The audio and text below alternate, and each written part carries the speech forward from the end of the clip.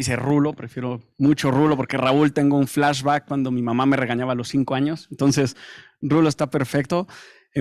Como decía, soy cofundador de Unreasonable México, que somos una organización que empezamos hace 10 años ya. Nuestra visión es crear un mundo donde nadie es esclavo de sus circunstancias. Y lo hacemos a través de detonar la innovación y la tecnología para resolver PPUs, pinches problemas urgentes, como acceso al agua, cambio climático, desigualdad, pobreza, PPUs, pinches problemas urgentes. Y nos hemos divertido mucho en el camino en esta década. Apenas estamos arrancando, además. Hoy en día nuestras diferentes iniciativas benefician cerca de 8 millones de personas en 32 países. Y lo que nosotros hacemos lo hacemos a través de 3 líneas diferentes. Una, apoyamos emprendedores que en su modelo de negocio tienen la innovación para resolver problemas sociales o ambientales a escala. Ahí hemos acelerado ya 380 empresas, de las cuales 90% siguen activas y creciendo, que es contra todas las probabilidades del emprendimiento en México y en Latinoamérica en general. La segunda línea, trabajamos con gobiernos para crear estrategias de reactivación económica. Ahí trabajamos ya con 1/3 de los gobiernos estatales. Y la tercera línea, donde nos hemos divertido más en los últimos años, trabajamos para hacer algo súper raro con grandes compañías. Los ayudamos a grandes compañías a resolver un problema social mientras crecen su negocio. Ahí hemos trabajado con PepsiCo, Colgate, Galletas Emperador, Compartamos Banco, Banamex, MetLife, un montón de organizaciones, y lo que nosotros queremos ayudarlos a hacer no solo es dar apoyos y donativos, sino que queremos que ese apoyo y ese donativo haga sentido en su modelo de negocio, porque, y lo vamos a ver más adelante, si no hace sentido en el modelo de negocio, cuando las cosas son difíciles, el primer presupuesto que van a recortar, ¿cuál va a ser? Pues la filantropía, porque lo ven como algo extra. Si hace sentido en el modelo de negocio, jamás lo van a tocar y cada año le van a invertir más. Y nuestra experiencia en estos últimos años trabajando en esto es que así funciona. Y muy contento, la verdad, de poder estar aquí con personas con perspectivas tan diferentes, con muchas ganas de aprender y compartir poquito de lo que estamos haciendo. Y muchas gracias por organizarlo. Gracias, Rulo. No, si no me voy a ver como la mamá que te regaña. Ya ¿no? sé. Michael, ¿tú quieres decir algo más de ti? Pues es raro que no tengo palabras, pero estoy muy impresionado con la calidad y entrega de las panelistas jóvenes. Y este tema me impresionó mucho y honestamente tengo más ganas de escuchar ahorita. Entonces, adelante. Muy bien. Pues entramos en materia, aunque ya hay algunas cosas que vamos como tocando, ¿no? Y bueno, se llama este evento si consideran que la filantropía está a la altura de los retos actuales. Entonces, sí te va a tocar a ti, Edwin, primero. Chin. A mí sí me gustaría empezar con esa pregunta tan abierta y un poco platicando de tu experiencia, ¿no? En este contacto que tienes tanto con organizaciones legalmente constituidas como en este activismo que nos platicabas. ¿Cómo percibes esa filantropía desde los retos que se plantean en este diálogo intergeneracional? Uf, qué fuerte pregunta. Pues no me gustan los absolutos, entonces no voy a decir ni un sí ni un no, voy a decir quizás un más o menos. O sea, creo que hay que empezar a reconocer la labor que hace el sector filantrópico, que no es sencillo, que sí tienen también ciertas cuestiones que como donantes tienen que tomar en cuenta en tanto el marco legal y fiscal en los países donde van a hacer las donaciones, etcétera, todo el tema de transparencia, el contexto si es habilitante o no tan habilitante, por ejemplo, en el tema de la filantropía transnacional, pues todo lo que se exigen desde Estados Unidos, ¿no? Para cuando dan financiamiento a organizaciones que están aquí en México o en otras regiones del mundo, ¿no? Que la ley antiterrorismo y bueno, un montón de leyes que hay propias del sector de Estados Unidos. Lo pongo en ese más o menos porque hay que reconocer ese contexto, ¿no? Este contexto del marco legal y fiscal administrativo que tiene cierto el sector de donantes. Y en el otro más o menos es de que no. O sea, también es la parte de que no está llegando a los grupos organizados o desorganizados de sociedad civil juvenil. Y eso lo vemos porque Justo en la investigación de 7 tendencias para la filantropía mencionaban de la cantidad de población juvenil que hay en este país. Son más del 40% que hay actualmente en México. A nivel nacional, Naciones Unidas ha mencionado que es el 50%, el grupo poblacional más grande que hay, el 50% del grupo etario juvenil. Y si no hacemos nada por las personas jóvenes en este momento, va a estar bien complicado en un futuro. Esa es la realidad. Y eso lo vemos, y voy a hacer una pequeña pregunta. ¿Quién de aquí tiene menos de 22 años? Que levante su mano. Ok, 3 personas. ¿Quién tiene de aquí más de 30 años en adelante? Un montón. Exacto. Y eso a mí me preocupa. ¿Dónde están las juventudes? ¿Por qué no están aquí? ¿Por qué no hemos llegado a ellos y ellas? Y un poquito compartiéndoles en este proceso que les mencionaba de Juventud Acto MX, las juventudes tienen mucho interés y no me gustaría que esto se generalice porque también habrá otras juventudes que no quieran participar en estas estructuras formales, pero tiene que ver mucho con el contexto, o sea, toda la carga legal y fiscal que implica tener una organización constituida, que tenga un área administrativa, que tenga un tema de procuración de fondos, es muy como carga, es bastante para una persona joven que está egresando de la escuela, que es una persona que ve en un contexto rural, comunitario, o que tiene otras estructuras o mecanismos de opresión que no le permite participar.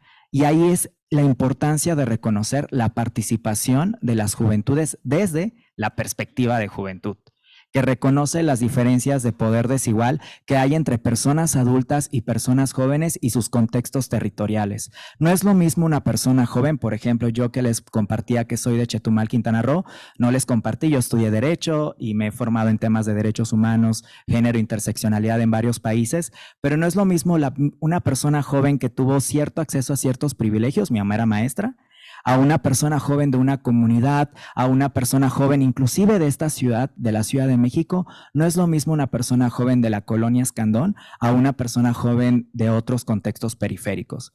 Y eso hay que reconocer los contextos que habitan las personas jóvenes y reconocer que a veces hay una homogeneidad del decir juventud. Reconocemos de que la persona joven es la persona que siempre está activa, que tiene energía, que sabe de internet, que tiene acceso a muchos servicios. Yo en tu tiempo no tenía acceso a este tipo de servicios y no. O sea, realmente hay un contexto donde las personas jóvenes son muy diversas entre sí, son grupos heterogéneos.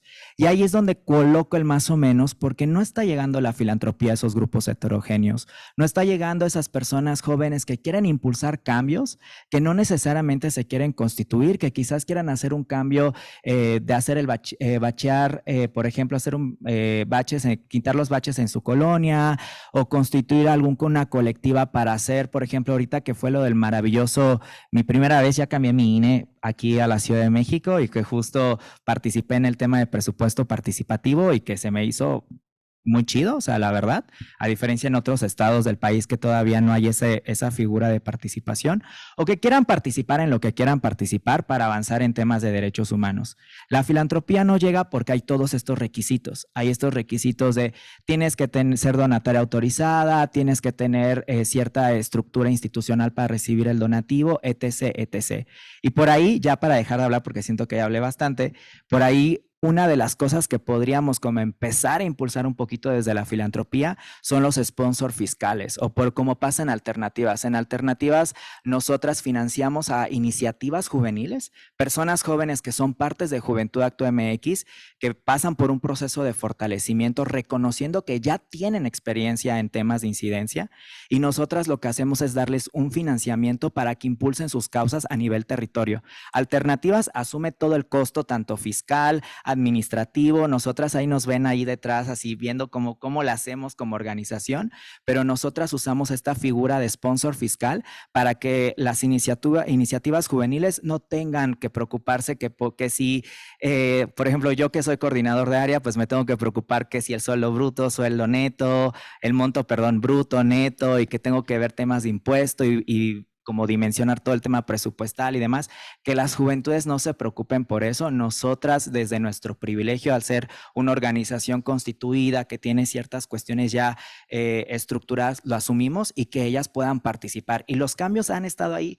Por ahí les invito a leer el informe de Juventud Acto MX, que se han logrado temas del matrimonio igualitario en Querétaro, apoyamos también a la colectiva de menstruación digna en México y otras colectivas juveniles que hemos estado apoyando a través de este programa. No es sencillo, porque el tema de asumir estos costos desde como una organización, pues no con todos los donantes te dicen, ay, sí, da tu dinerito, ¿no? Tu fondo semilla, o también vamos a financiarles a ustedes como organización para tener un fondo flexible en temas de sueldos o en que ustedes asuman todo el costo operativo, ¿no? Eso también es otro de los retos que se tienen al tener este tipo de figuras. Gracias, Edwin. Ya nos vas colocando ahí algunas soluciones, ¿no? Yo quisiera pasar primero con Regina, si me lo permites, Ixchel, para ir continuando, o sea, para continuar con este tema, ¿no? De las juventudes y el activismo y las colectivas. Platícanos, ¿qué te interpela, por ejemplo, el contexto de la filantropía y las organizaciones de la sociedad civil en tu propio activismo? ¿Cómo te suena eso? Justo lo que estabas mencionando, yo estaba como, no inventes, o sea, nos pasa muchísimo. Porque cada que queremos hacer un proyecto, obviamente, ¿qué se necesita para hacer cualquier cosa? Dinero, ¿no? Desafortunadamente. Y pues muchas veces no está accesible hacia colectivas, hacia juventudes, porque lo que involucra es un proceso demasiado burocrático para poder llegar ahí, ¿no? No sé, se invita a alguien a una conferencia de Naciones Unidas y es en Egipto, que fue la pasada, y es como de, ok, pues, ¿cómo voy a llegar ahí, no? O quiero organizar un campamento de juventudes, que es un proyecto que tenemos en mi colectiva, un campamento de juventudes internacional para hablar de temas ambientales, pues, ¿qué es lo que vamos a necesitar para ese campamento? Dinero, ¿no? ¿Y en dónde va a llegar ese dinero? Pues, no sé, y salen estas ideas de desconfianza, porque pues hemos visto mucho tokenismo o como se conoce el término en inglés de youth washing, ¿no? Que muchas veces las empresas utilizan a las juventudes nada más como siendo la cara sin interesarse genuinamente por una causa. Y eso es algo como que le preocupa a muchas personas, incluso dentro de las colectivas. Y es también causa como de conflictos internos, ¿no? El pedir o no dinero a empresas que, no sé, que por ejemplo no vayan con los intereses o los ideales de cierta colectiva, ¿no? Porque contamina el medio ambiente o porque forma parte del 1% más rico. Entonces, el acceder a ese dinero o no, y terminan diciendo ideas como de, no, pues hay que pasar un gorrito en la universidad y que cada quien vaya poniendo dinero para poder, pues, tener nuestro evento, ¿no? Cuando evidentemente así no nos funciona porque es muy poco dinero. Si ven que estoy viendo mi teléfono, es que aquí tengo mis notas porque generación Z y se me olvidó un cuaderno y un lápiz, pero aquí lo traigo. Y justo es esta falta de confianza hacia las empresas, hacia los donantes en, ok, pero tal vez están apoyando otra causa que es muy ajena a mí, que no confío plenamente, entonces ponemos no buscamos la ayuda. O ¿qué va a pasar por el SAT? Nos van a meter a la cárcel si nos depositan 15,000 pesos en una cuenta de donde recibimos la beca. O sea, es como todas estas partes muy burocráticas que nos hacen inclinarnos a hacernos ACE, por ejemplo, que es un proceso que tenemos en nuestra colectiva, que es algo que estamos haciendo con muchísimo trabajo porque pues somos personas de 21 años para abajo, tenemos personas incluso de 15 años que se encuentran dentro de nuestras colectivas, que es como de, pero yo ni siquiera he acabado la secundaria y no sé cómo constituirme, no sé todo esto qué significa, tengo que crear al parecer una firma, pero no podemos involucrar a personas jóvenes porque no están pues con su INE, con su identificación oficial, entonces tienen que firmar los padres como representantes, pero no pueden ganar dinero, que es otra de las cosas que observé en el documento también, como esta falta de las condiciones laborales dentro del sector, ¿no? O sea, si vas a trabajar, o por ejemplo yo que estoy saliendo de la carrera, que es como de, bueno, y voy a tener que dejar todo esto del activismo a un lado porque no puedo ganar dinero de esto, pero es como mi vida ahorita, ¿no? Y entonces son todas estas partes que que existen dentro de cómo se organizan las juventudes. Igual esta parte de que falta el apoyo a organizaciones del sur global, de Latinoamérica, del Caribe, de Asia, de partes de África, porque si vas como, bueno, en mi experiencia en Reino Unido, en Europa, ves mucho apoyo hacia organizaciones, ¿no? Hay mucho trabajo de eso y gente vive incluso del activismo, de la organización de la sociedad civil. Y aquí es algo que no hay. Igual esta falta de representación de grupos vulnerables, pero también no solo como, sí, es que vives en el sur global y eres una minoría, entonces te voy a apoyar a ti. No, sino que también involucren formas de trabajo, el apoyo de la guía de cómo manejar dinero, por ejemplo, porque, o sea, te piden un contador, ¿no? Para hacer una AC y es como, ¿de dónde voy a yo sacar un contador si tengo 19 años, por ejemplo?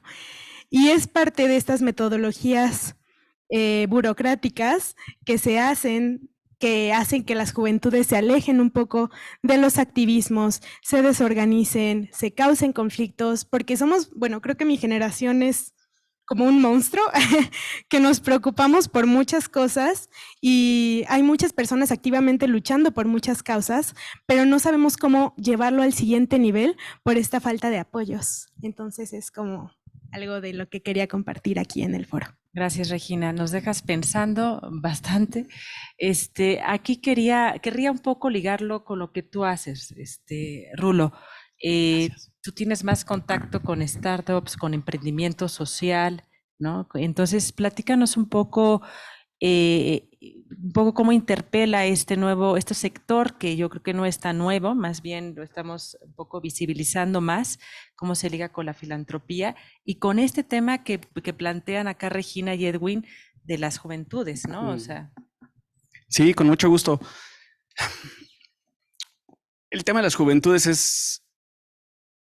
es bien complejo porque nosotros hemos hecho estudios antropológicos en México, Nicaragua, Guatemala, Honduras, El Salvador y Colombia, enfocado en las juventudes. Y hay para muchos descubrimientos que hemos hecho, ¿no? O sea, por ejemplo, la capacidad que tienen del horizonte de tiempo es bien diferente al nuestro y al de cualquiera. O sea, antes tú podías decirle a alguien como, oye, en los siguientes 20 años vas a hacer A, y ahora las personas piensan que la vida se acabó después de los 23, entre los 23 y los 25. Y yo cuando escuché eso me reí igual que ustedes y dije, no puede ser. Y después nosotros tenemos un podcast que se llama Irrazonables Podcast y en un capítulo estábamos hablando con un futurólogo, Gustavo Prado, y él y yo estábamos tocando justo este tema. El video se volvió viral con 1.2 millones de reproducciones y más de 2,000 comentarios. Y yo leí los 2,000 comentarios. Y eran personas de entre 17 y 24 años diciendo, y el 94% de los comentarios, porque soy un obsesivo con los números y saqué la cuenta, decían, yo me siento igual. A los 23 años, si no soy exitoso, cumplí mis sueños, fracasé en la vida y preferiría morir. O sea, dos cosas importantes. Uno, están ligando lo que consiguen en la vida con su vida. O sea, si te despiden de un trabajo o si fracasas un negocio, no eres un fracasado. No es lo que tú eres. Y lo segundo, el horizonte de tiempo es entre los 23 y los 25. Entonces, el modelo educativo, el modelo de negocios está hablando siempre del futuro, de los siguientes 10 años. Entonces, tenemos que entender que su horizonte de tiempo, hablando de las juventudes ahorita, y los traemos desde los millennials, pero se extiende muchísimo en la generación Z, y me da mucho gusto que digan que estás de acuerdo, pero o sea, el horizonte de tiempo es a los 23 y 25. Y viene de diferentes razones, ¿no? Una de ellas que entendimos es las redes sociales. El ser humano está diseñado para compararse siempre. Yo llego aquí y me estoy comparando con todos, y ustedes igual, a veces consciente, a veces subconscientemente, ¿no? Así como, chance Edwin, volteo a verte y digo, no, manches, estás más flaco que yo, pero yo chance soy más alto, pero tú tienes mejor barba que yo. O sea, lo hacemos subconscientemente porque antes de que existiera el lenguaje, nuestros antepasados cavernícolas, la forma de saber si eran animales buenos o malos o si eran parte de su tribu o no era a través de la vista. Entonces tuvieron que aprender y entonces eso lo hemos heredado. La bronca está en que nunca había habido ningún problema hasta que salieron las redes sociales. Porque ahora nuestra principal forma de conectar con el mundo es a través del mundo digital, y ahí yo estoy viendo el Instagram de Edwin, de Gonzalo, de todos aquí, y estoy comparando, como lo hemos hecho los últimos 10,000 años, mi verdad con una realidad falsa de los demás. porque yo ahorita les puedo decir los malos momentos que he tenido, pero es muy difícil que lo suban a Instagram, o yo incluso que lo suba a Instagram. Cuando me dicen que no a un contrato, se lo platico a la gente cercana, pero si ya la mayoría de las conexiones son digitales, la gente ahorita, desde los niños y nosotros, estamos haciendo un desbalance en las comparaciones. Estamos comparando nuestra realidad con la realidad falsa de los demás y eso genera una depresión que se compagina con el horizonte de tiempo. Entonces, por eso la salud mental, los problemas de la salud mental van hacia el cielo. En temas de emprendimiento, las juventudes, nosotros hemos aprendido que modificando la forma en que comunicamos y modificando los programas hacia las juventudes, para que lo puedan entender, es una de las cosas más exitosas. Me estaba acordando ahorita unos emprendedores que atendimos justo cuando estaban acabando la carrera. No, pero todavía estaban en la carrera. Tenían 20, 21 años. De hecho, les tuvimos que firmar una carta a sus rectores para que pudieran venir a nuestro programa. Y ellos habían creado un proyecto para apoyar mujeres indígenas en pobreza extrema. Entonces crearon una línea de ropa que ahorita se llama Someone Somewhere, donde apoyan a mujeres indígenas, entonces hacen mochilas, ropa, camisas, cinturones, etcétera, con diseños artesanales de mujeres indígenas. Algunas cosas increíbles, cuando vinieron a nuestro programa, ellos beneficiaban a 11 mujeres artesanas y hoy en día tienen más de 2,000 que han sacado de la pobreza. Las mujeres que trabajan con ellos incrementan sus ingresos 500%. De hecho, tuvieron que incluir un módulo en su programa de capacitación que se llama ¿Cómo lidiar con tu esposo cuando ganas más dinero que él? Sí. Y se compagina muy bien la filantropía porque lo primero que vimos que ellos necesitaban era ayuda en el SAT. Y, o sea, es un demonio el SAT si no lo sabes usar. Y si lo sabes usar es un doble demonio. Y luego necesitaban dinero. Lo primero que vimos es que ellos querían conseguir un crédito. Pero ¿cómo le pides a un chavito de 20 años que pide un crédito si no tiene un modelo de negocios validado? Entonces lo ayudamos a recibir donativos, recibieron $1 millón de donativo, 2 años después 15 millones de pesos de donativo. Hace un año los ayudamos a levantar una ronda de inversión, ya no filantrópico, sino inversión de $3.7 millones. Y creo que eso no lo hubiéramos podido hacer si no hubiéramos entendido que su horizonte de tiempo los teníamos que ayudar a que no era inmediato y que no era en ese mismo año que tenían que hacer todo. Una pregunta rapidísima. ¿Quién de aquí ha comprado algo artesanal? Levante la mano. Ok, me atrevo a decir que todos prácticamente, ¿no? ¿A quién le han llegado a vender un producto artesanal que diga, oye, compra esto para ayudar a las mujeres de la sierra?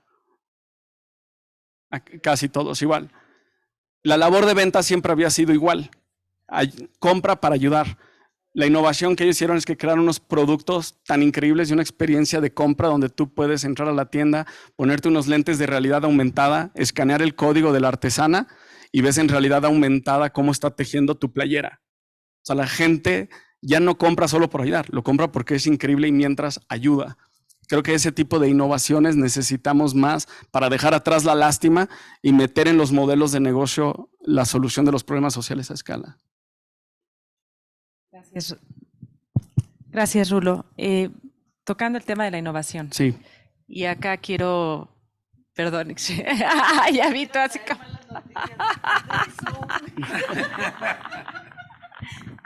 Estás poniendo en el peor lugar, No, así. no, Voy a hablar de las ver, malas no. noticias después de eso tan bonito.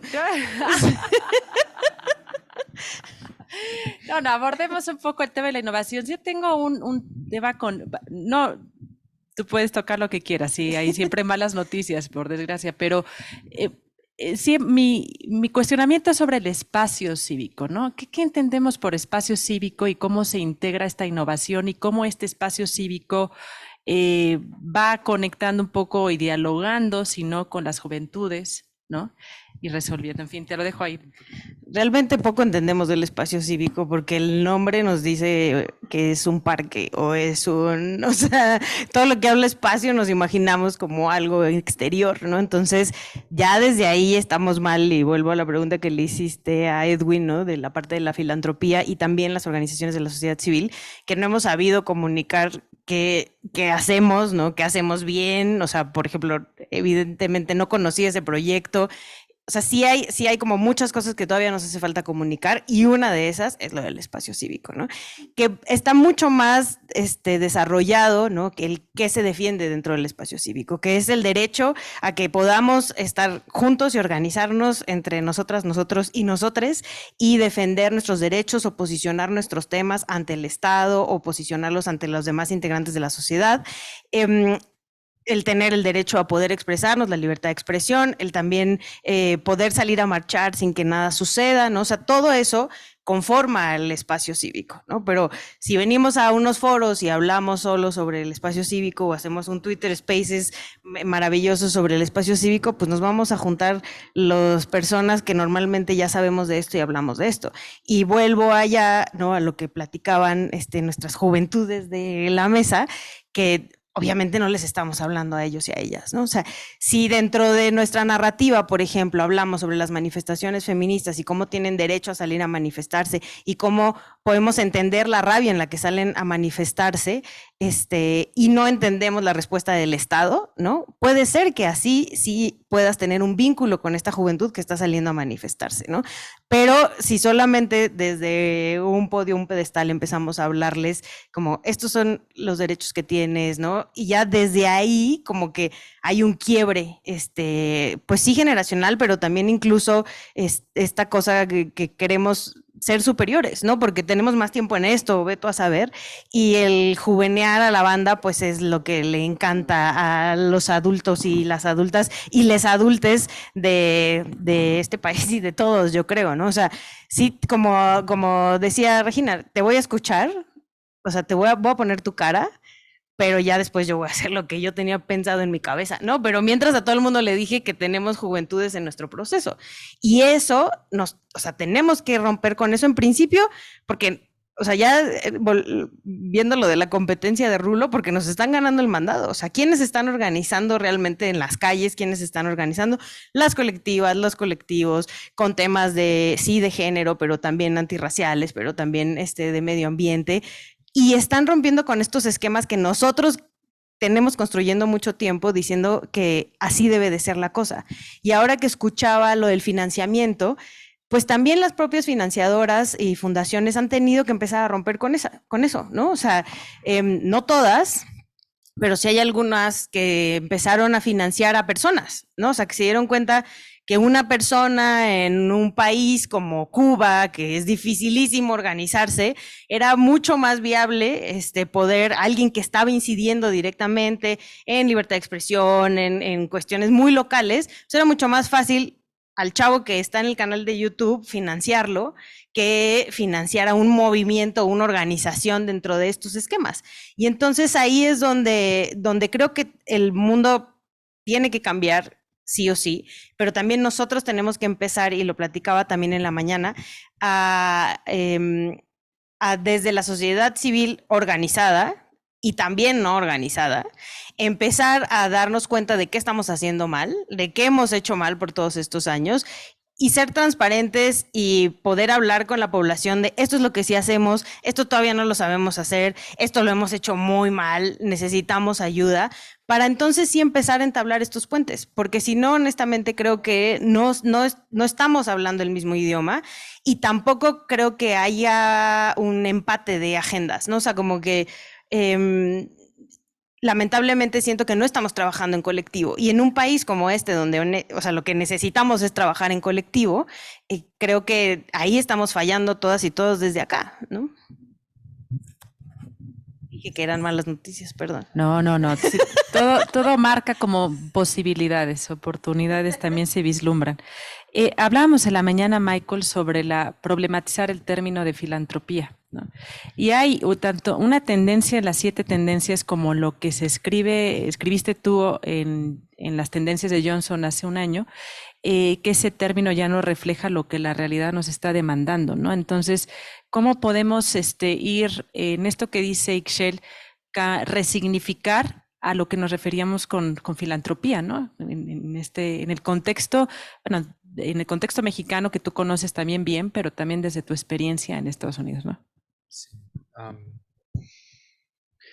Pues la caricatura de la filantropía es una persona rica, probablemente un hombre blanco, sin cabello, que está dando mucho dinero por medio de cheque, no un instrumento del siglo pasado, a una institución, y puede ser un hospital, a veces una escuela con niños sonrientes. Y eso es la filantropía. Por arriba, por abajo.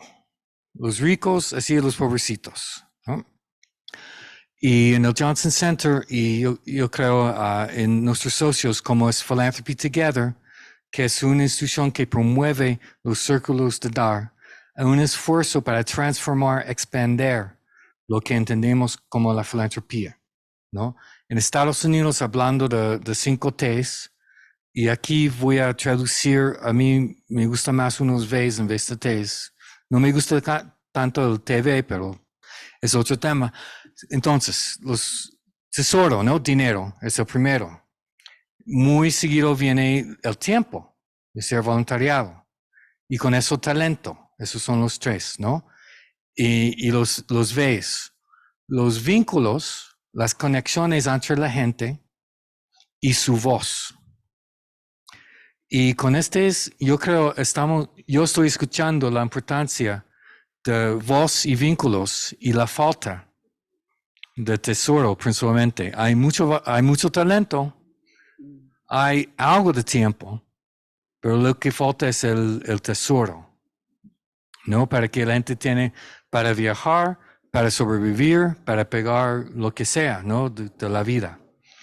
Entonces, ¿cómo se puede cambiar un contexto para que valoramos y apoyamos estos esfuerzos en su gran diversidad sin la intención de controlar y divertirlos, ¿no? A nuestros caminos y hacer eso de youth washing? Gracias por enseñarme una palabra, un término nuevo de filantropía de Estados Unidos en México. He escuchado de greenwashing y whitewashing, pero youth washing es nuevo para mí. Y escuchando las historias, yo recuerdo cuando yo tenía unos 17 años, hace unos años, empecé como universitario buscando trabajo voluntario. Y les voy a contar las 2 cuentos de cómo el individualismo. Salí de la universidad y regresé a mi colonia. Empecé a hacer voluntariado con una organización cívica, porque esta organización ha ayudado a mi familia con un asunto de vivienda. Tuvimos malas condiciones y nos ayudó. Y luego regresé y formaba parte en inglés se llama credit union. Es como una caja de ahorro, ¿no? Como una cooperativa para que nosotros estamos captando el dinero y prestando dinero para mejorar casas principalmente. Era un gran reto en los años 80 en mi colonia. Luego formamos algo en inglés que se llama Community Development Corporation, una organización de desarrollo de base que tiene otro significativo en Estados Unidos, pero bueno, Community Development Corporation.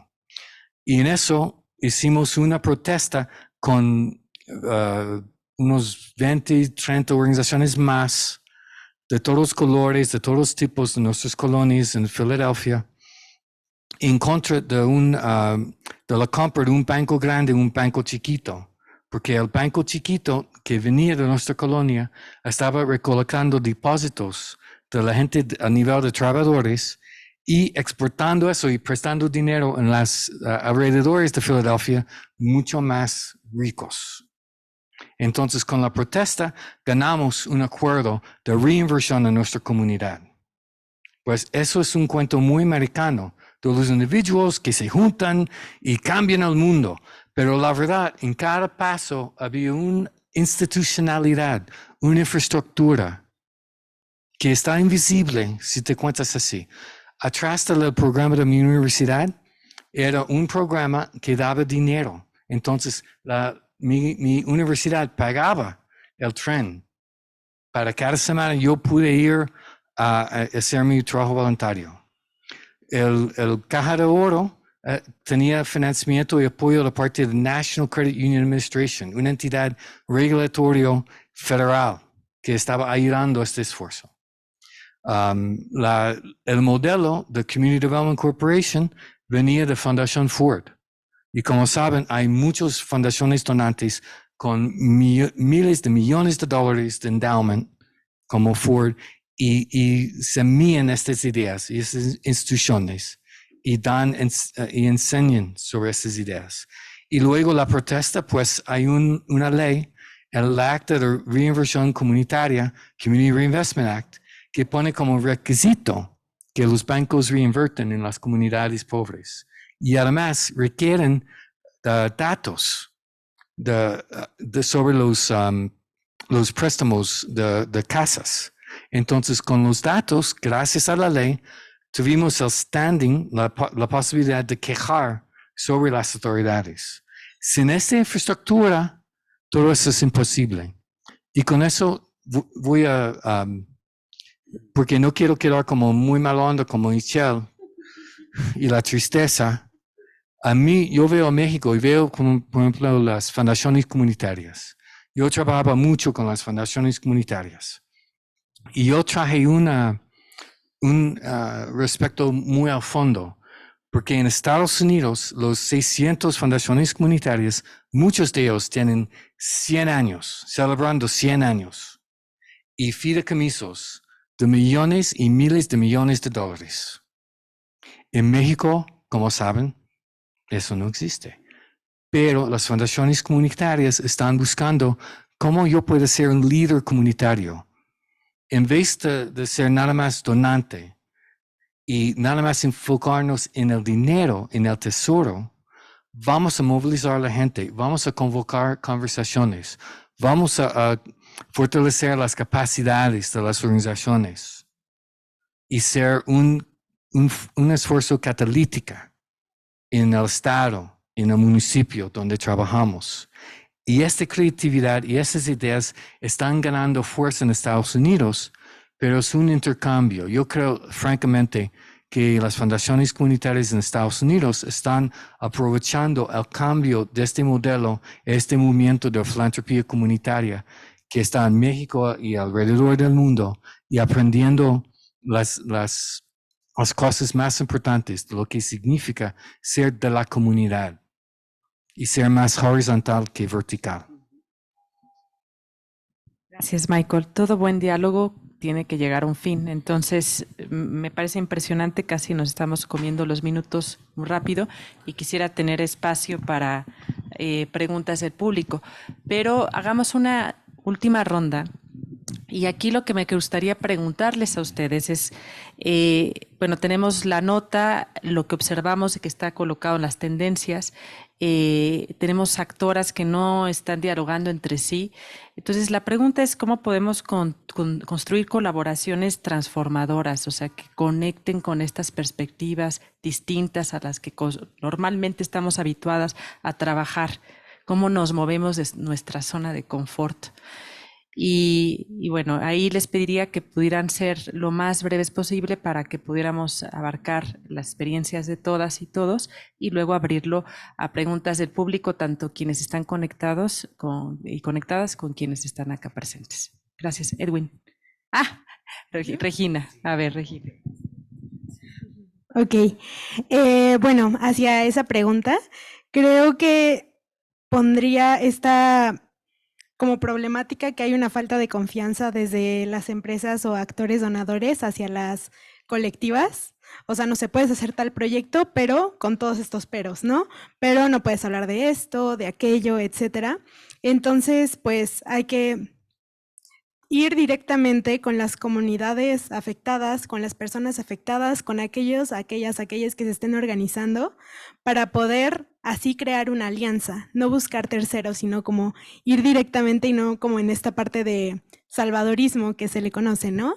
Que es como de si yo voy y te voy a salvar y te voy a ayudar porque yo soy quien tiene el dinero, sino que ir de una manera activa para poder colaborar, ¿no? También siento que es como muy importante porque yo al venir a este evento de filantropía, y me imaginaba a Iron Man, como un multimillonario súper arrogante que va a dar a los más necesitados, ¿no? Entonces, yo venía pues con mucha como desconfianza, por ejemplo, y creo que la mayoría de mi generación es esta desconfianza como hacia el 1%, hacia los millonarios que se conoce por el panel de cambio climático, que son quienes están provocando todas nuestras problemáticas, como es el cambio climático, y que pues este conflicto de llegar y decir como de, sí, yo como de las mayores contaminadoras del mundo voy y voy a financiar para protestas de cambio climático. Y entonces nosotros como juventudes nos quedamos como de, pero es que tú eres el problema. ¿Cómo me vas a financiar a mí para que acabe si tú eres quien debe de actuar, no? Entonces, antes de financiar o ser como esta parte de coherencia, antes de financiar, antes de dar dinero, porque, no sé, necesitamos quitarnos algunos impuestos encima o lo que sea, es esta parte de genuinamente hacer un cambio de sistema, ¿no? Como colectivamente creer en las causas en las que se apoyan, organizarnos como sociedades civiles, interactuar, crear grupos de ayuda hacia gente que ya se está organizando, ¿no? Quienes tienen los conocimientos, es esta parte de comunalizar los conocimientos, porque nosotros como gente joven no sabemos nada de esto, solo sabemos que estamos enojadas y que queremos crear un cambio y tenemos muchas ideas, pero no sabemos cómo hacerlas por falta de dinero o de apoyo. Entonces creo que eso sería como mi manera de cerrar, que pues evitar caer en tokenismos y que sean las personas donadoras directas con las organizaciones en las que invierten y pues esta parte de colaborar, ¿no? Gracias. Gracias, Regina. Edwin.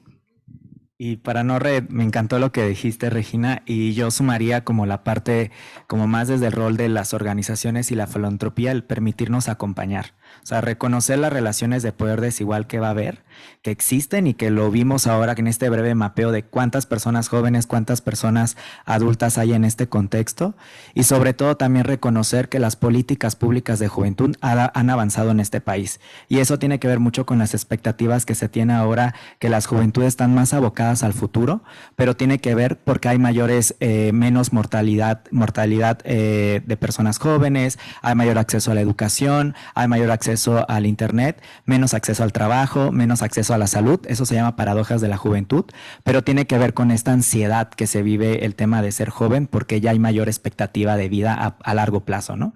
Ya hay más juventudes en las escuelas que ya quieren estudiar la maestría. Me ha tocado escuchar, justo salí en una ocasión con un chico y me decía que ella está estudiando el doctorado y tiene menos edad que yo, y yo dije así de, wow, qué increíble que estés estudiando el doctorado.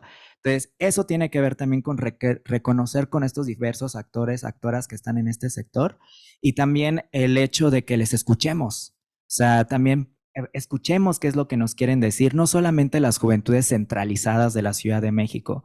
Vayamos a los territorios, escuchemos, evitemos este tokenismo de yo llego a salvarte y ya, y sobre todo permitámonos la congruencia, porque también a mí se me hace se me hace incongruente que estén programas de juventud o organizaciones que se dicen juveniles o estén trabajando con juventud sin personas jóvenes en el personal, ¿no? O sea, yo, persona de 50 años, que no tengo nada en contra de las personas adultas, a mí se me hace increíble la colaboración intergeneracional. Ambos grupos poblacionales etarios podemos aprender un montón. Pero no es lo mismo una persona de 50 años a que una persona desde la congruencia que está trabajando temas de juventud esté liderando esos procesos. Es lo mismo con el tema de si voy a trabajar cáncer, por ejemplo, temas de salud de las mujeres o temas de menstruación, pues quizás yo como cuerpo no sé lo que le atraviesa a esos cuerpos feminizados o los cuerpos de mujeres. Ahí es permitirnos la congruencia y eso. Sí, yo agregaría no solo escucharles, sino soltarles el micrófono, ¿no? Que nos cuesta un montonal, y también esto de dejemos de decir vamos a darle voz a los que no tienen voz. La gente tiene voz y nosotros no somos nada ni nadie para darle voz a nadie. O sea, la gente tiene voz, solo suelta el micrófono y seguramente va a poder hablar. El problema es que nunca le soltamos el micrófono, entonces por eso creemos nosotros desde nuestro privilegio que las personas, no solamente las personas jóvenes, las personas racializadas en este país, las comunidades indígenas, ¿no? El LGBTIQ+, etcétera, tienen una voz muy potente que además la han hecho, pues sí, la han puesto en las calles, ganando sus derechos. ¿Por qué tendríamos que nosotros llegar a decir, ay, te voy a invitar a un foro para que tengas voz, ¿no? Entonces, yo nada más rápido para cerrar contaría lo que platicabas, Michael, me acordé de un ejemplo que sucedió aquí en México, que nuestras estructuras y nuestras instituciones no son tan sólidas a lo mejor como las que tienen ustedes, pero gracias a la existencia de la Ley de Participación Ciudadana, un grupo de jóvenes, neta 6, en Chihuahua, lograron frenar un proyecto de la ahora gobernadora, en ese entonces presidenta municipal de Chihuahua, que quería poner luminarias en las calles cuando las necesidades de la ciudadanía eran otras, ¿no? Y entonces ellos y ellas, 5 jóvenes y jóvenes, decidieron armar una campaña de comunicación que terminó en un plebiscito donde con su canal de YouTube, además inspirándose en la película bueno, en Chile, ¿no? Cuando el voto por el no de Pinochet, acaba de salir la película de Gael García, le invitaron a la población a votar por el no, ¿no? Y entonces fue tan grande la movilización que la gente fue a votar por el no, que se vieron, a pesar de que no fue, o sea, no alcanzaron los votos para que realmente fuera obligatorio que quitaran ese proyecto, fue tanto el apoyo popular que tuvieron que quitarlo, que la gobernadora lo tuvo que quitar. Entonces, también un poco con lo que decía Edwin, volteemos a ver a los estados porque los estados se están moviendo y están haciendo un montón de cosas que luego desde el chilangocentrismo no vemos, ¿no? Y esa banda está queriendo hacer. Entonces, pues solo soltémosles el micrófono. Muchas gracias. Yo para cerrar el tema de alianzas, vería que recordarles a todos, o sea, que hay 3 cosas que hacen una buena alianza, ¿no? Y eso sucede en los equipos, en las empresas, en las asociaciones civiles, y o sea, se necesitan 3 cosas. 1, que haya una visión compartida.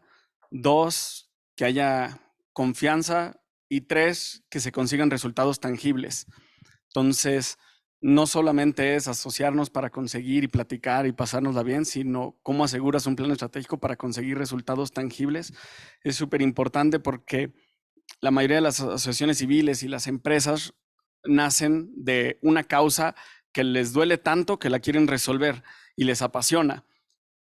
La bronca está en cuando esa pasión te lleva a hacer cosas dadas únicamente por el amor, por la empatía y por la pasión, olvidándote de la otra cosa que es que tienes que resolver ese problema. Y si quieres resolver ese problema, tienes que conocer a las personas y crear un plan y conseguir resultados y avanzar. Nosotros hemos visto que las alianzas más poderosas que hemos visto nosotros nacen del amor, pero crean un plan estratégico. Entonces, como que conjuntan los 2 mundos, ¿no? La parte de la pasión de las sociedades civiles y las ONGs con la parte estratégica del mundo de los negocios, y se necesitan ambas. Y hay una frase que a mí me mueve mucho y es con el tema de las causas. Ni siquiera me acuerdo quién la dijo, que no es mía, solo quiero recordar, pero no es mía. Es: todas las revoluciones existen, pero para poder identificar y recordarnos cuál es una revolución digna del ser humano y de la humanidad, es recordarnos que toda revolución tiene que venir por amor al oprimido y nunca por odio al opresor.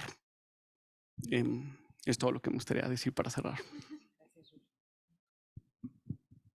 Pues como dicen en inglés, what a hard act to follow. Sí, es muy difícil seguir estas observaciones. Es que la conclusión que no hice de mi intervención previa era básicamente, otra vez con Nicelle, esta idea que hay que reconocer la importancia de esta infraestructura, de no dejar de pensar en los esfuerzos contextuales que puede ser más fácil el trabajo hacia adelante, ¿no? Como el trabajo de alternativas y capacidades de Edwin, de pensar, necesitamos ser sponsor fiscal para las organizaciones, necesitamos leyes para abrir la oportunidad, necesitamos pensar no solo mandar Regina a Turquía o donde sea, pero cómo es un fondo para apoyar a jóvenes a participar adecuadamente y cuáles son los mecanismos en la ley que puede promover, facilitar inversiones sociales, en vez de hacer un esfuerzo cada vez que hay una oportunidad, ¿cómo mejoramos el contexto, el ambiente, para que los esfuerzos fluyan mejor? Y eso me parece un muy buen trabajo, francamente, de SAMEFI, que tiene en su... Estamos hablando mañana la diferencia entre paraguas y una tienda de circo, ¿no? Que la verdad de tener todos los actores, varios actores, y pensar con esta visión más compartida, cómo coordinamos y crear un contexto más fortalecedor, más favorable a esos esfuerzos ciudadanos. Y un buen ejemplo de Ruru, de ser honestamente intelectualmente, voy a reconocer que mi compañero Michael Moody dijo eso de paraguas versus tienda de circo en la mañana. Bueno, pues gracias. Ahora me gustaría abrir a preguntas. Si tenemos preguntas ahí de quienes están conectados, acá también, acá tenemos una. Gracias, Pau. Ahí le acercamos. Tenemos ahí 2 preguntas por allá y Regina, ¿no tenemos preguntas ahí? No por el momento. Ok. 3 preguntas acá. Muy bien. Hola, buenos días. Lo primero, qué increíble la sesión, qué combinación de perfiles y de experiencias tan bonita y enriquecedor. Mi pregunta está relacionada al cambio sistémico y para dar un contexto es si hay particularmente cualquiera de ustedes como un entendimiento de que cada una de las iniciativas, y ya sea de filantropía o de la sociedad civil, hay un entendimiento de que todo está muy conectado. Son problemas muy complejos cada vez cuando filantropía y la sociedad civil nace porque hay problemas que están todos muy conectados. O sea, si es un programa de cambio climático, está conectado al trabajo, está conectado a los derechos humanos. Y si hay un entendimiento de que no todas las soluciones son buenas. Al final del día, muchas iniciativas, y yo creo que en la industria de ambas, la filantropía y la sociedad civil, no existe como esa crítica de decir, como la existe en el mundo empresarial, que si una empresa no da un buen servicio, rápidamente hay una crítica muy rápida o no hay compra del producto. Cualquiera que quisiera como responderme porque conoce o se apasiona por este tema, al igual que yo, del cambio sistémico, ¿cuáles podrían ser como sus observaciones sobre eso? Muchas gracias. Tomamos la siguiente pregunta, la de Emiliano, y acá también había una. Y luego ya paso el micrófono aquí a mis colegas. Gracias, Pau. Hola, buenas tardes a todas, todos. Antes que nada, muchísimas gracias Ana María y Pau por coordinar este evento con una charla tan enriquecedora. Y yo, más allá de una pregunta, me gustaría sobre todo hacer hincapié y proponer, ¿no? A partir de la última pregunta que lanzaste, Ana María, sobre, bueno, ahora entonces, ¿cuáles son estas nuevas formas que estamos proponiendo de incidencia, ¿no? Y yo creo que sobre esta pregunta de hoy si la filantropía está a la altura de los retos actuales y de las juventudes, considero que más allá de los problemas que bien identificaron acá en el foro sobre las dificultades para constituirse como OSC, el problema de acceso a financiamiento, de transmitir lo que hacemos, yo apuesto a que se requiere urgentemente un cambio de paradigma, en definitiva, ¿no? Que implica un cambio también de pensamiento y sobre todo lo que mencionaban, de escucha, ¿no? O sea, de verdadera escucha y de dejar de decir, esta es la agenda, e incluso ser más atrevidos y tener este descaro de decir, y estas son las formas en las que tú te tienes que activar, porque así como está mal querer decir, vamos a darles voz a los que no tienen, está igual de grave decir, esas no son las formas, yo creo. Eso por un lado, ¿no? Y por el otro, me gustaría también en este sentido, considero que, también traigo mis notas como buena generación Z, porque no quiero que se me vayan un par de elementos, me atrevería a decir que este cambio de paradigma es tan urgente que incluso depende, la filantropía y su supervivencia depende de esto, ¿no? O sea, depende de que estemos dispuestos y dispuestas a escuchar las nuevas agendas, más allá de las tradicionales que hemos seguido y que se deben de mantener, por supuesto, en temas de educación, en temas de salud, en temas de vivienda. Sería inhumano empezar a abandonar también campañas que luchan contra el cáncer. Sería inhumano también querer abandonar campañas que luchan contra la hambruna. Por supuesto que esas tienen que mantener, pero también valdría la pena ser muy autocríticos y decir, ¿y qué pasa con las otras agendas? ¿Qué pasa con las violencias específicas que vivimos en México y en contextos diferenciados? ¿Cuál es el papel de la filantropía frente a los feminicidios? ¿Cuál es el papel de la filantropía frente a los crímenes de odio? ¿Cuál es el papel de la filantropía frente a las desapariciones forzadas? Que hoy, mañana, muchas madres no tienen nada que celebrar porque sus hijos, hijas están desaparecidos. ¿Cuál es el papel de la filantropía frente a esos temas? Y sobre todo eso, dejar de querer imponer agendas construidas de una manera centralizada y todavía encima decirles, y estas son las formas en las que tú tienes que activarte. Perdón, decirles a una madre que le arrebataron a su hijo, híjole, está cañón, ¿no? Eso por un lado. Y por lo último, y creo que son las preguntas más filosas, ¿cuál es el papel de la filantropía frente a esta pregunta que tiene que ver con eso que compartió mi compañero sobre las violencias estructurales? Porque si hoy seguimos viendo violencias, es justamente porque hay violencias sistémicas que no están siendo atendidas. ¿Cuál es el papel de la filantropía frente a la desigualdad y frente a la pobreza? Valdría la pena preguntarnos, ¿de verdad? ¿Cuál es el papel de la filantropía frente a estos temas tan filosos y tan importantes hoy por hoy? Gracias. Emiliano, no vamos a salir de aquí. Perdón. Y teníamos, Pau, esta es la última pregunta que yo tengo ahí, que veo que ya nadie más alza la mano. Hola, ¿qué tal?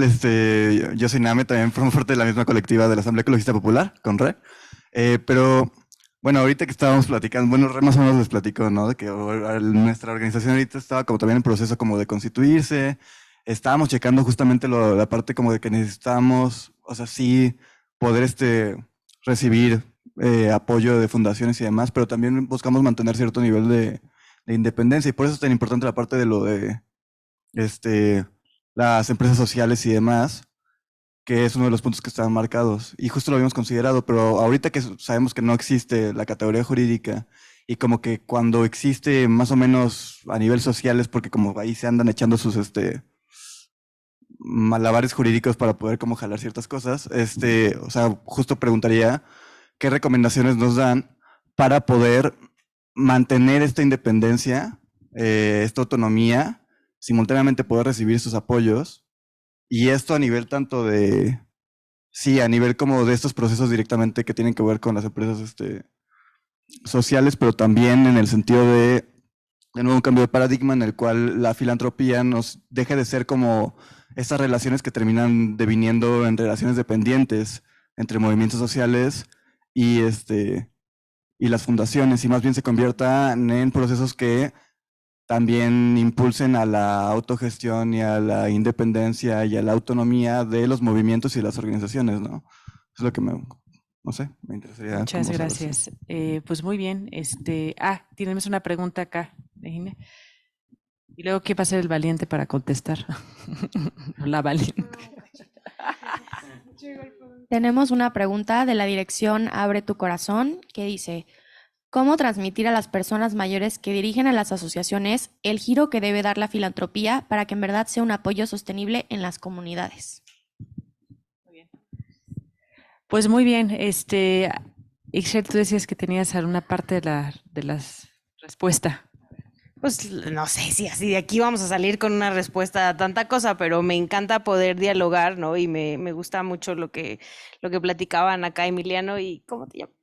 Ignacio, sobre este cambio sistémico, ¿no? Que un poco lo platicábamos hace rato en una reunión previa, que es, tenemos que empezar a darnos cuenta de lo que hemos hecho mal, de lo poco transparentes que somos, de por qué mucha parte de la población no confía en las organizaciones de la sociedad civil, pues tiene que ver desde nuestro lado qué hemos hecho para visibilizar nuestra chamba y también para aceptar que la hemos regado y que sí hay, o sea, el típico de no les voy a dar dinero porque se lo roban, pues es que sí hay ejemplos en México de el diputado que tiene su organización de la sociedad civil y de ahí baja recursos para sus campañas, ¿no? Entonces, tenemos que empezar a trabajar en eso. Primero, darnos cuenta de los errores que tenemos para poder romper con esos paradigmas y empezar a trabajar entre nosotros en la parte de transparencia y buscar un cambio sistémico como tal.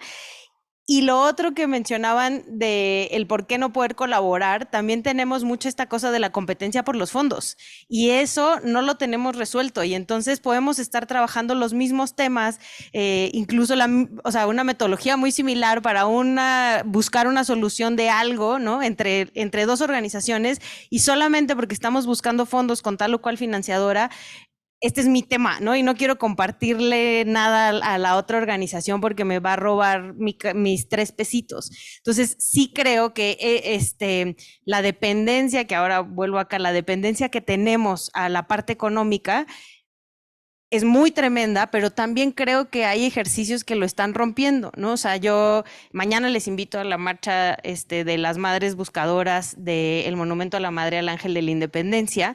Son miles de colectivos en este país que se dieron cuenta que nadie les iba a dar dinero, se dieron cuenta que el Estado no les iba a resolver el problema y que sus hijos y sus hijas e hijes no estaban en su casa. Entonces, ¿qué hicieron?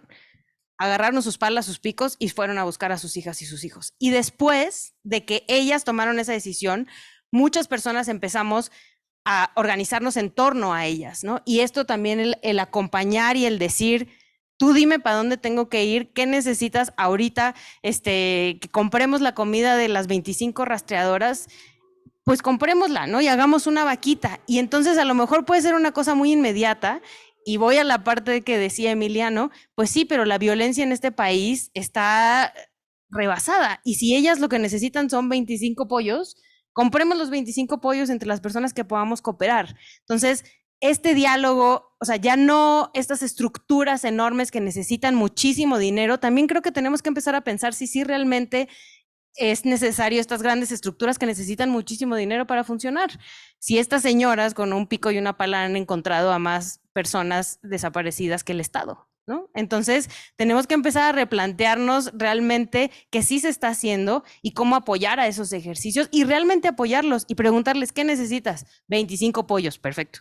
Ahí están 25 pollos, ¿no? Entonces, puede ser cortoplacista, pero para ellas les significa el poder comer ese día, ¿no? Entonces también creo que tenemos que volver a los orígenes y a los problemas estructurales.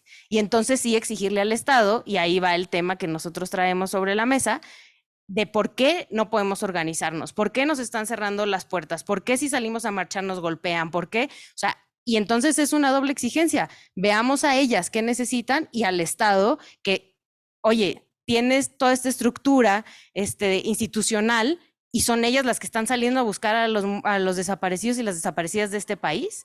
Entonces, creo que tenemos que ir mucho más allá y no nos va a dar tiempo ahorita. No, pero nos quedamos con la tarea y por favor apunten todo lo que quieran apuntar antes de que se nos vuelen los post-its ahí. Regina, vas. Ay, gracias. Bueno, a mí ya me dieron cuerda aquí con el cambio sistémico. Porque pues tengo mucho que decir, pero hay muy poco tiempo. Justo pienso que tenemos que tener perspectivas interseccionales, ¿no? Este término que creó Kimberly Crenshaw, etcétera, pero pues no caer tampoco como en esencialismos, ¿no? O sea, de que, sí, lo voy a apoyar nada más porque es una mujer y nada más porque es una mujer indígena. Y solo por eso, sin saber como todo el contexto que tiene detrás, la lucha que está haciendo, el territorio que defiende, etcétera, ¿no? Eso creo que sería algo importante.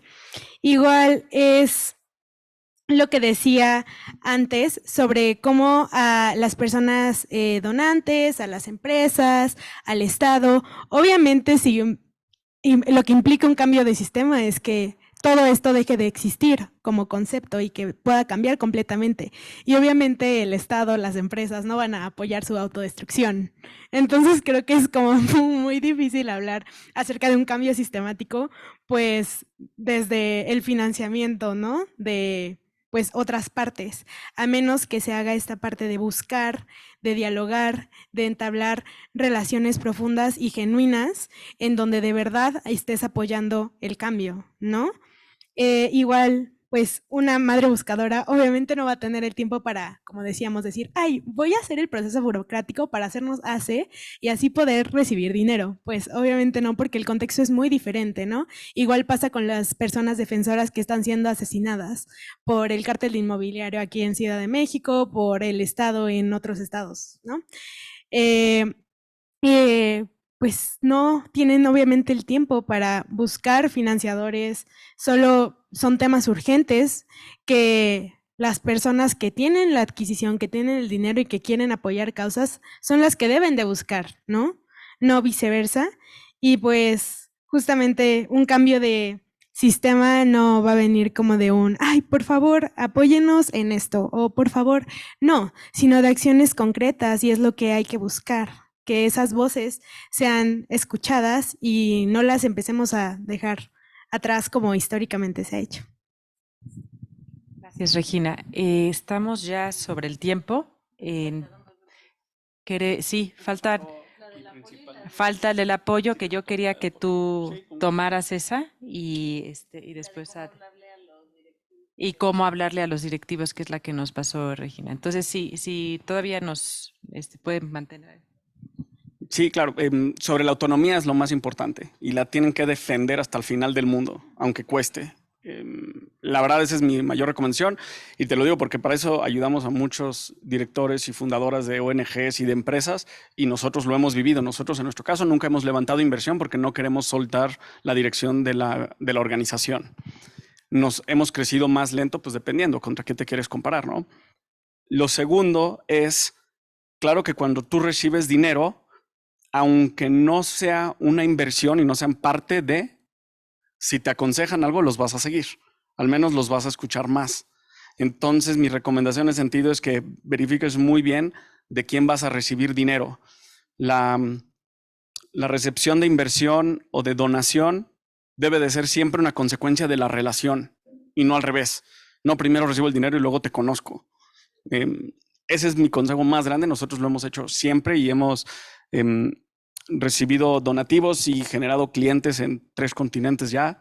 Y es un proceso más largo, pero te da un chorro de tranquilidad el día de mañana que sabes que nunca te van a decir, oye, eso que estás haciendo, cierra la puerta y un ratito y vamos a enfocarnos acá. Y tú no, pero es que yo empecé esto hace 3 años por eso justo. Bueno, sí, pero ¿quieres mi cheque o no? Y lo segundo tiene que ver con la creatividad para que aunque te den dinero, independientemente de los 2 vehículos, ya sea inversión o donativo, tú siempre tengas una fuente de ingresos alterna. Entonces, encontrar la forma de que tú generes valor ahí afuera, de cualquier forma, para que tú generes ingresos propios, ya sea a través de venta, patrocinio, servicios. Eso te va a dar un montonal de tranquilidad el día de mañana, que nunca vas a poder tener una sola fuente de ingresos, ni una sola donadora, ni un solo donador que te pueda poner en riesgo el día de mañana. Entonces, tú vas reduciendo las probabilidades de que eso pase. Nosotros lo empezamos a hacer desde el primer día. De hecho, a nosotros nos han tratado de invertir 3 fondos directamente a nosotros y nos han hecho ofertas espectaculares que nunca se las habían hecho a nadie y me consta porque los conozco muy bien y no los hemos hecho porque no queremos soltar nosotros la autonomía y la dirección, pero nosotros decimos, oye, llevamos 10 años en esto, no es nada. Nosotros queremos hacer un movimiento de 200 años. 10 años es un bachecito, a final de cuentas. Pero si tú lo ves desde la perspectiva del dinero, todo se vuelve súper cortoplacista porque pues, necesitas encontrar la forma de vivir de esto, necesitas pagar tu renta, necesitas traer talento que pues a final de cuentas no lo va a hacer gratis toda la vida, ¿no? Incluso pueden venir contigo y trabajar gratis de voluntariado 2 años, si quieres, y bien te va. Pero el día en que se embarace o tenga hijos, pues su circunstancia va a cambiar y te va a decir, no, pues ya necesito un ingreso. Ese tipo de cosas y ese tipo de consejos te van a ayudar muchísimo a cuidar la visión de la organización sin poner en riesgo por flujo de efectivo. Gracias. Edwin, ¿tomas la última pregunta? Porque yo... Pues yo creo que a partir de este tipo de espacios, que creo que también se agradece muchísimo que el CEMEFI, justo que está aquí Michael, que yo me acuerdo muchísimo cuando ingresé a Alternativas, justo le decía, todo el mundo hablaba de Michael y el hecho de juntar a este tipo de actores y que directivos también se acercan a escuchar este tipo de reflexiones es el primer paso, permitirnos escuchar, permitirnos el ver qué es lo que está pasando en el contexto y a partir de ahí empezar estos encuentros y definir rutas de acción. Yo creo que esto es un ejercicio, al menos en estos 10 años que he trabajado a nivel territorial y ahora que estoy trabajando aquí en la Ciudad de México, y creo que también reconocer que venimos de una pausa, o sea, la pandemia. Vino la pandemia y nos pausó a todos y todas y nos fuimos a la emergencia. Nuestro personal, el trabajo territorial, las organizaciones, qué es lo que estaba pasando con temas de financiamiento. Ahorita ya pasamos un poquito de esa pausa y ahorita es recuperar estos espacios que se habían ganado de empezar otra vez a detonar estas conversaciones. Y creo que lo otro también es ver de qué manera por ahí que yo todavía no tengo la respuesta de cómo también trabajamos con los consejos de las organizaciones, que ese es como esos entes que están ahí y que siempre están ahí, nos ayudan o no, no sé, pero algo que he notado en este trabajo de fortalecimiento de sociedad civil organizada es que los consejos a veces es un tema. y hay que ver cómo trabajamos con ellos y ellas, cómo fomentan también con sus liderazgos este tipo de reflexiones y cómo en este rol de paraguas llega hacia otros sectores de la sociedad o inclusive en las mismas organizaciones. Gracias, Edwin. ¿Quieres decir algo más, Michael? ¿O ya? ¿Todo dicho? Bueno, sí, nos pasamos un poquito de la hora. Gracias por sus preguntas, gracias por su presencia, gracias al equipo de CEMEFI, a Marilú, Foro de Donantes, Pau, Emi por Viliano por las preguntas provocadoras, a todas ustedes porque han estado brillantes en sus exposiciones. Y yo me quedo con 2 o 3 cosas: acompañar y no controlar, y crear vínculos. Una tercera, a ver. Hashtag Tax the Rich. ¿Y por qué en inglés? Porque es la campaña gringa, pero también hay una campaña aquí en Pues México. digo yo, ¿no? Bueno, pues muchas gracias y gracias a quienes se conectaron y gracias, Regina, también por estar detrás ahí del chat, a todas. Y nos estamos viendo. Continuará.